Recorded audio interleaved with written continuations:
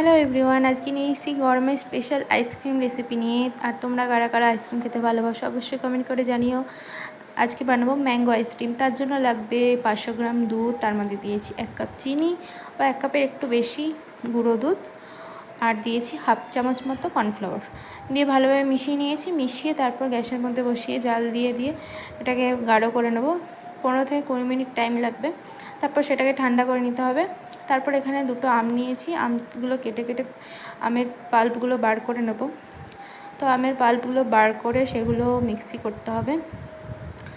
তো মিক্সিতে দিয়ে সেগুলো পেস্ট করে নেব। একটা পেস্ট করে নেওয়ার পরে তার মধ্যে দিয়ে দেবো সে আগে থেকে করা মিল্কের পেস্টটা। ক্রিমি ভাব চলে এসেছে। তো এইটা দিয়ে আবারও মিক্সি করে নিতে হবে। মিক্সি করে নিলে রেডি মিক্সচারটা। তারপর এখানে নিয়ে নিচ্ছি কটন ড্রাই ফ্রুটস, আলমন্ড, কাজু, কিশমিশ।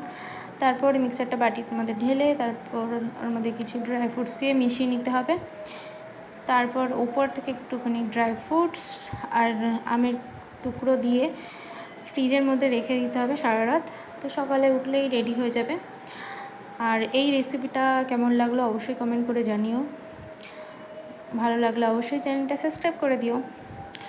তো ফ্রিজে রেখে দিচ্ছি, দেখো।